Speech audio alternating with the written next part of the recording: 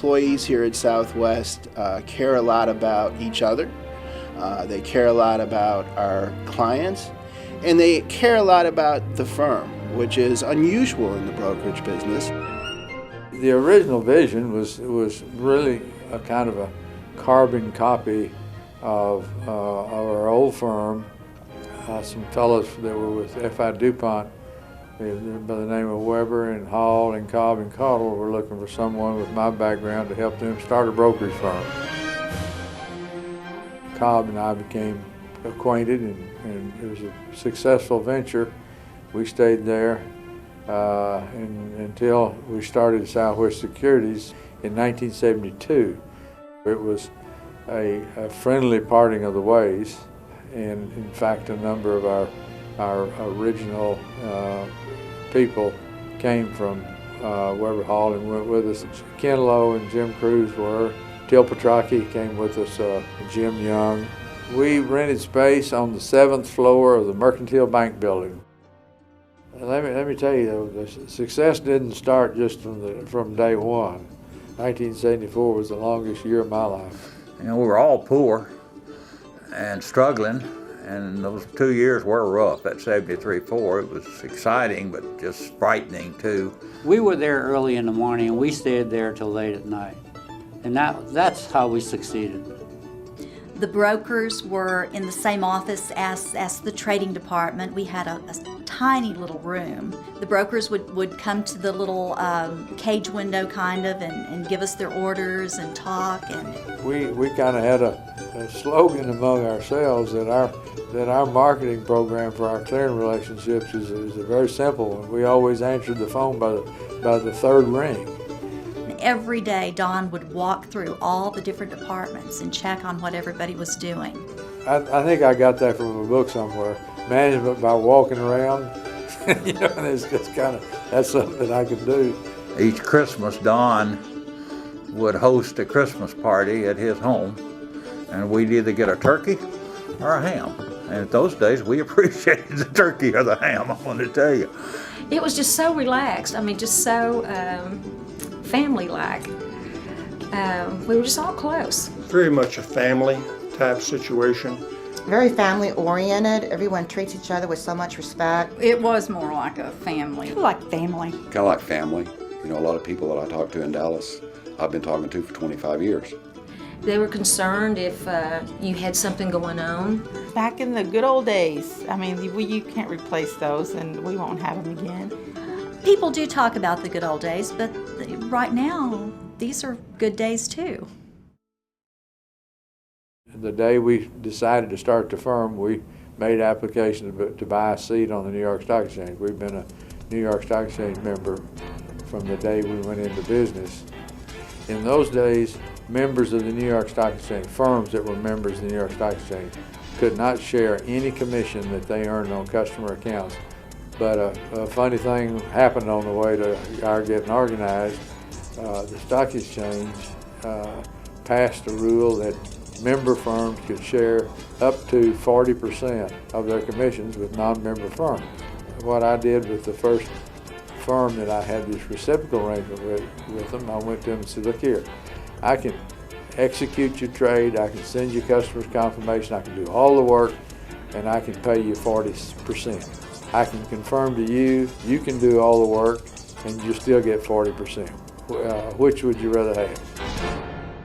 Between about 1969 and 1972, the securities industry went through a tremendous upheaval, and so they started increasing the capital requirements if you were going to continue to handle your customers' securities. Well, as those rules came in, a lot of little one-man shops, small firms decided, you know, it's not worth putting the capital in, particularly when I can have a clearing relationship. So that really spurred the business to grow.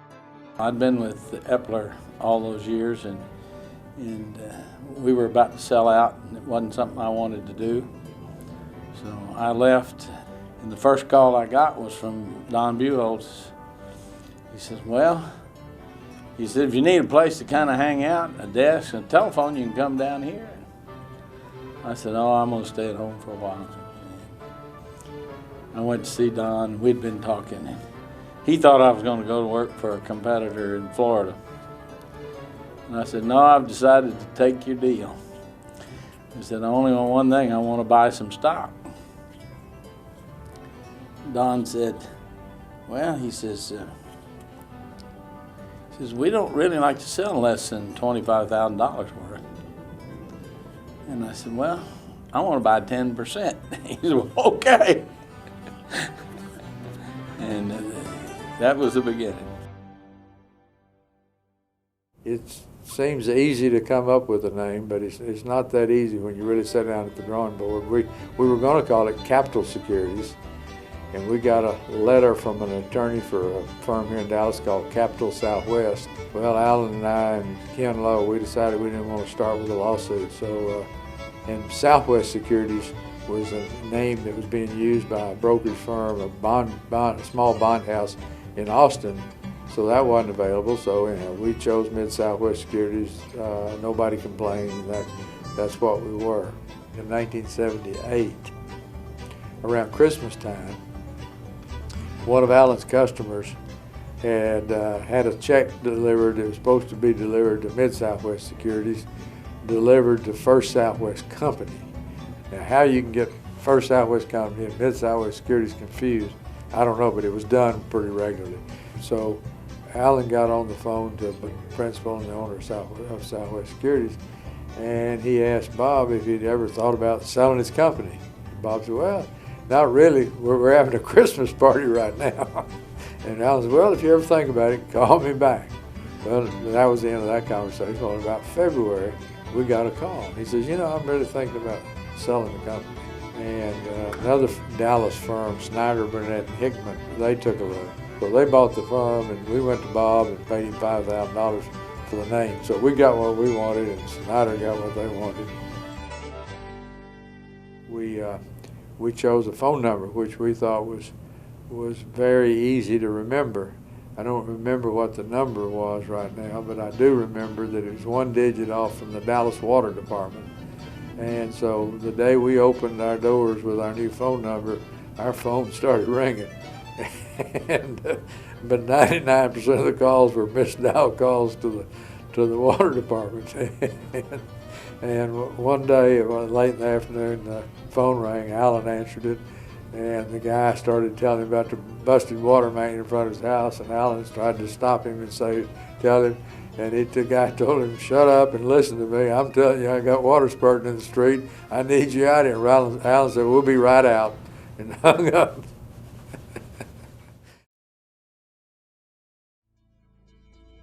From about 1975 forward, our business really started growing, and we compounded our earnings at nearly 100% a year, every year for about 5 years. We had a very generous profit sharing plan, and we didn't feel like everybody had been paid if we didn't make the maximum contribution to that profit sharing plan. Anybody can get there without hitting a rough spot in the road. It's overcoming the rough spots that give you the character to enjoy the fruits of success. The market fall or crash or whatever you want to call it in October of '87, and believe it or not, we dug our way out of that hole. And I think our total losses were $60,000, which was magnificent. But Don and Bill Felder and I split up the accounts. And Don took half the correspondence, Bill took half the correspondence, and I took our retail customers. And we were margin clerks for 2 weeks. In 1987, Security Pacific Brokers contacted us. Don took them out to dinner and convinced them that they should take a look at clearing on somebody who was on the SIS system as an intermediate step before they went self-clearing themselves. And that's how we entered into a clearing agreement with them that happened to be consummated the day the market broke in October of 1987.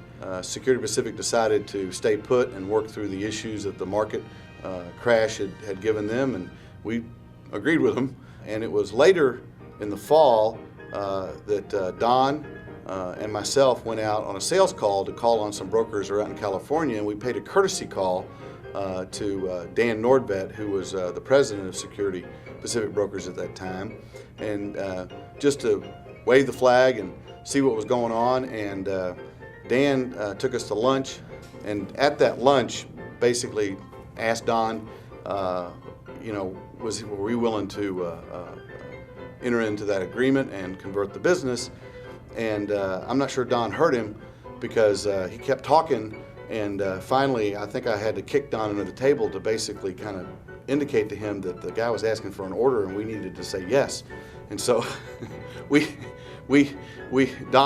Don told Kent, yes, we're ready to go, and we closed down our briefcases and got out of there, and that was a tremendous conversion for us. I think it's the largest one we had ever handled to date, and certainly put a shot in our arm in our clearing business. Don and Bill had gone out to California to try to seal the Security Pacific deal. And they were on a plane, and they called me from American Airlines coming back. They said, "We got the deal." You could barely hear them on that phone. Probably cost $100 to make the phone call. We never did have a map up on the wall with pins and it said, well, we're going to be in Houston next year, and the year after that we'll be in Phoenix, Arizona, or we're going to have facilities. We were just kind of opportunists. But we rarely had sales meetings. I don't think Don Buchholz believed in them. I didn't believe in them. Nobody believed in them. We'd get together in each other's offices and swap ideas around, or have a drink after work and swap ideas. We were as you can tell from my conversation, pretty entrepreneurial. We kind of shot from the hip and did things that we thought was right, and we're right, but more wrong a lot often than we were wrong. But like I say, you're making 100% on your equity every year, year after year. It's kind of hard to say you're not doing something right.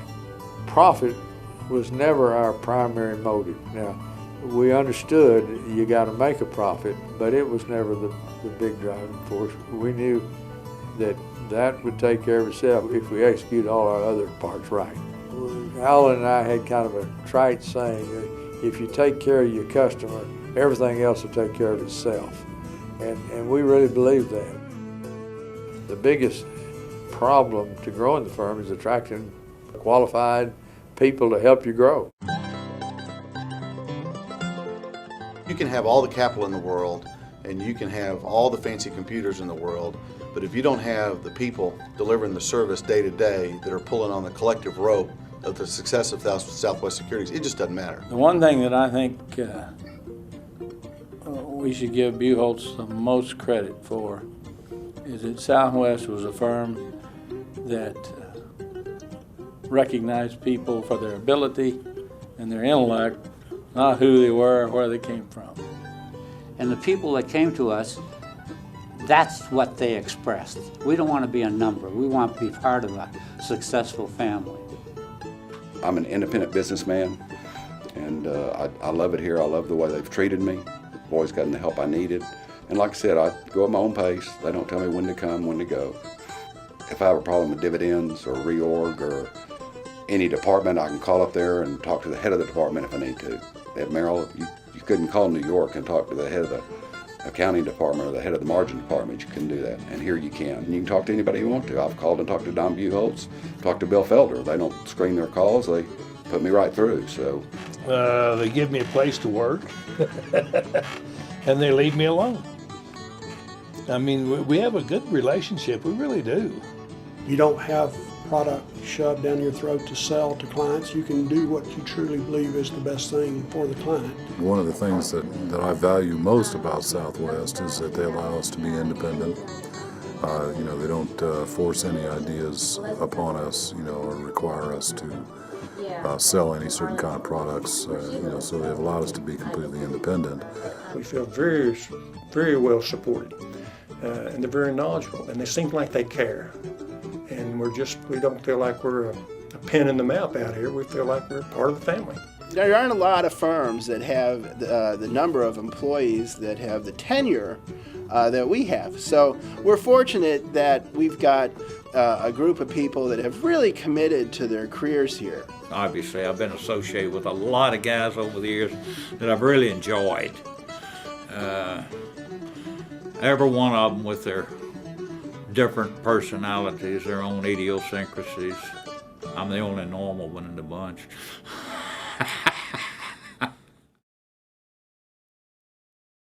Don and Alan established a early reputation of being here to stay, honest in their dealings, no back office problems.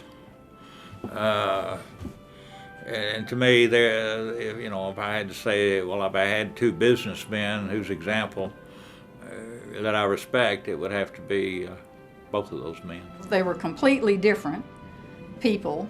Mr. Cobb, I always called him kind of a Renaissance man.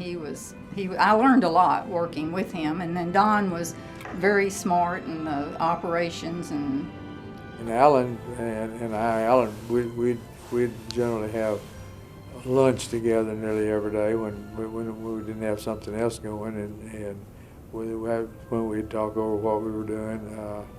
But we always had a pretty good working relationship.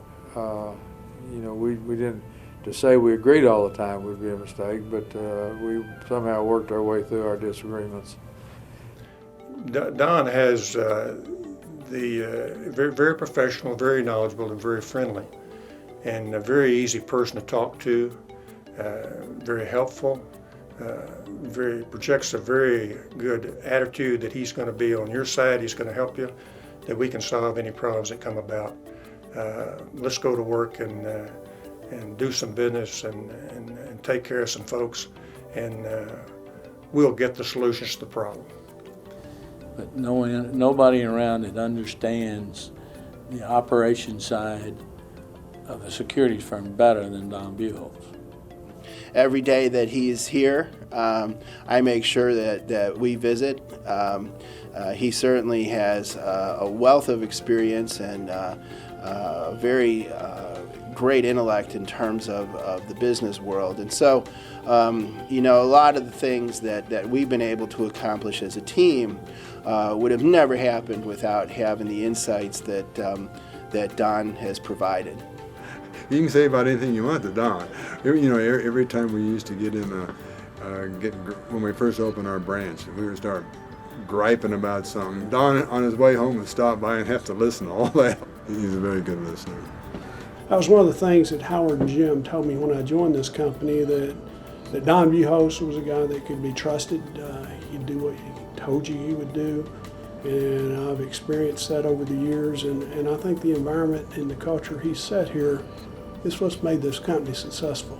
It was Christmas Eve and everybody was working, and Don Buchholz went across the street to Neiman's and brought back baskets of perfume and men's cologne, and he personally delivered a gift to every person. And I really think that his character and his personality is what's defined the culture of this company. Cobb was a wonderful person. He had values. He really did. And Alan and I were sort of the same guilt, okay? We were anxious to come to work every single day, but we were anxious to go back to our families every single night. He was very smart, and he was very funny.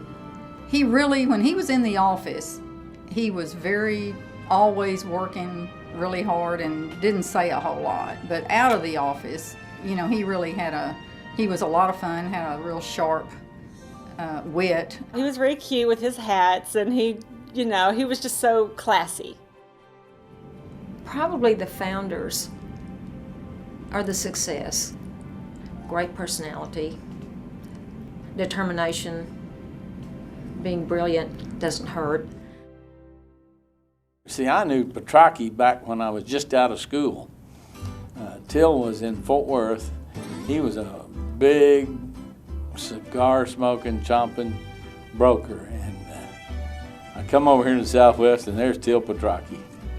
Same old guy, a little slimmer, a little calmer, but still doing his business. Then we brought Bill Felder on, that wasn't a mistake, you know. Bill has done so much for this firm. No matter where you go, you'll see his footprints.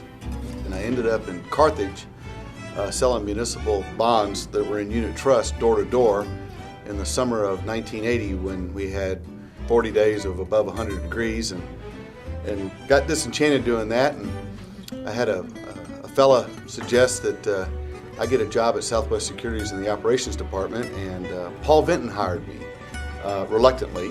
I had to call him several times, and I've known him since he was a kid. He's just grown with the firm. Just grew up here. He expects things to be done right, and he expects customers to be treated properly, and I think he sets a standard. George, next to Petrocchi here, George is the best customer's man I've ever seen. The most contrary, the hardest to get along with, but George makes money for his customers year in and year out. Everybody makes fun of my language, but people understand what I say. Randy Price, who was a very important part of our firm for a long, long time. Randy, his office was in Lufkin, Texas, and his branch office was in Nacogdoches. His firm was called Pine Securities. And Randy came to us and says, you know, I want to sell my firm to you. And we said, well, we don't want to buy it. We don't want a branch office. So go talk to somebody else. And so he came back to Dallas in a couple of weeks, and we sat down over at the Mexican restaurant, and we worked out a deal. So our first branch offices, our first acquisition of a brokerage firm was Pine Securities. Barbara Hart, who worked for the company for a long time, and she was just an incredible person. She was a right hand, and there wasn't probably anything that she didn't know how to do or couldn't get done. She was just really smart. She knew everything, and she was also very friendly. Any question I had about anything, she knew it.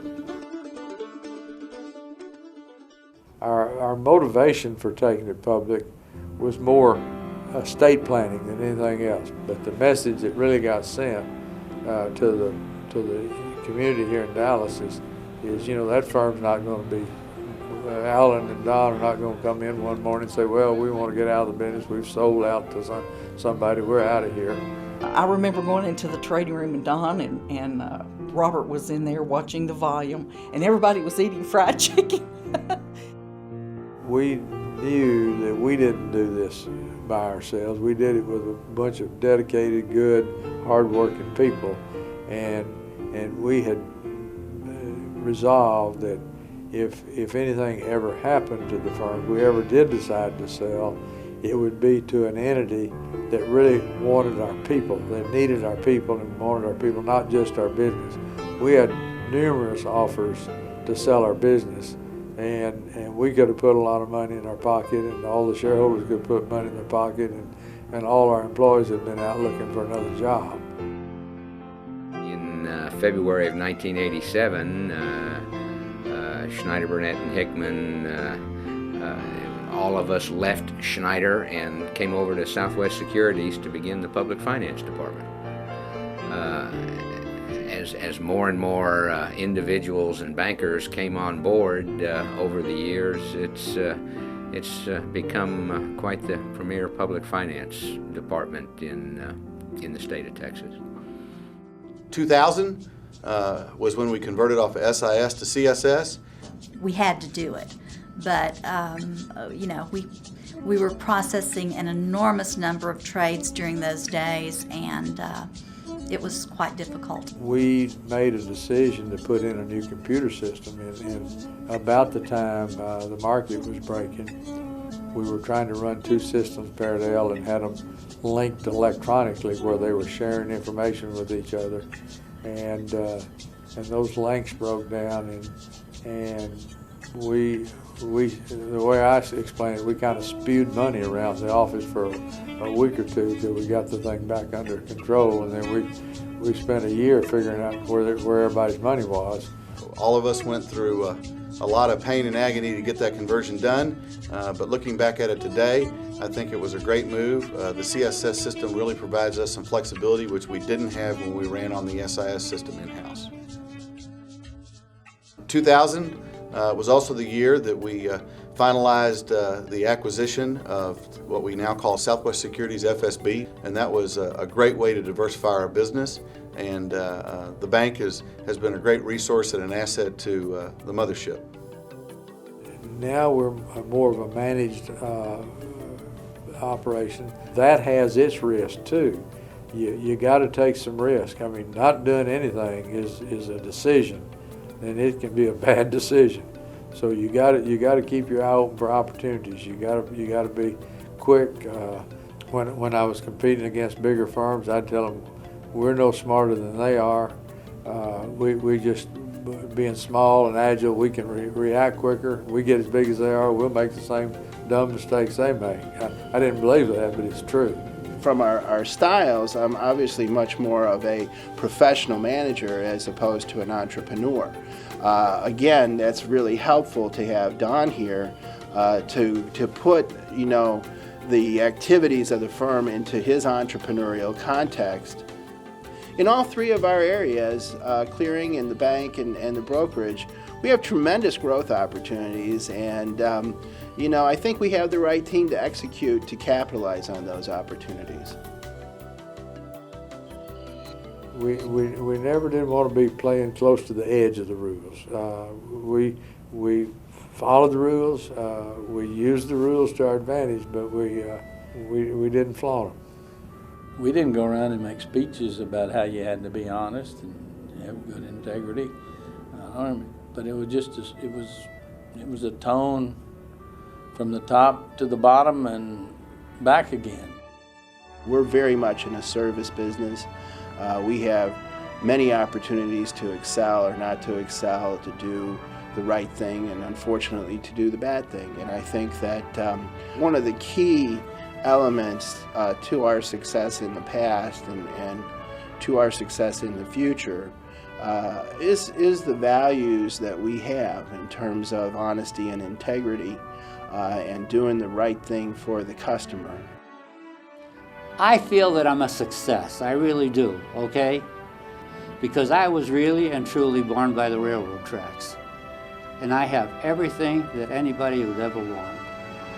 I have my racehorses, I have 7 great-grandchildren, and I've got a roof over my head, and I can go have a steak whenever I want to. These are the things that we try to help our clients achieve, and I've done it. I have a lot of friends from Dallas that, gosh, they've been with 4, 5, 6 different firms over the 30 years they've been in the business, and I think I'm proudest that I've been here 25 years. So many of us have been here so long, and I think that makes a big difference. Here we care about each other. We're family. Southwest Secret Success, it's all about people. Undoubtedly the people. Good people. Yeah, good people. When you call us, you get a person. Don, thank you very much for all the help. Congratulations on having started and built a firm that today is a leader in the Dallas and Texas community. And I just appreciate personally all the help that you've given to me. Thanks. Don, I have known you since the mid-1980s. I have always enjoyed working with you, and I wish you all the best. Don, you've provided me a wonderful opportunity to learn about this business, and more importantly, to learn about the human element of taking care of the customers. Keep dancing at those parties and enjoy life. You don't have to last here forever. Enjoy life. Thank you for everything. Hey, Don, your last words to me today were, get down there and let them interview you while we're still around. Don, you're right. Don, I would like to thank you. I don't think I've ever verbally thanked you for hiring me. I probably wouldn't be retired now if I had gone to work somewhere else. So thanks again. Don, I think I've told you this before, but I certainly think this is an appropriate time to express our appreciation for everything that you've done through the years for myself and my family and for all the people here in Longview. Hi, Don. It's Sandra. Glad you were always here. Don, I just want to thank you for starting Southwest Securities. I see you've been here 35 years, I've been here 25, and I appreciate everything you've done for Southwest. I just want to thank you for being able to work here all these years and for the good atmosphere we've had. I could certainly have never gone as far as I've gone anywhere else, and we thank you. Hi, Don. I just want to say thanks for letting me work for you for all these years, but you've done a great job, and take care, and we all love you. I have a confession to make, Don. The many years that you invited us and let us go to your San Saba ranch, I can admit I've been in your shoes. I've walked a mile in Don Buholtz's shoes. I just want to thank him for giving me the chance, coming out of an area or an expertise that normally didn't do well in this business. And thank you, Don. Hey, Don, thanks for the opportunity. I really have enjoyed it. Thank you. So I just want you to know that you hold a special place right here in my heart. So all my best to you, buddy. Hi, Don. We miss you. Don, thank you for letting me be a part of the Southwest Securities life.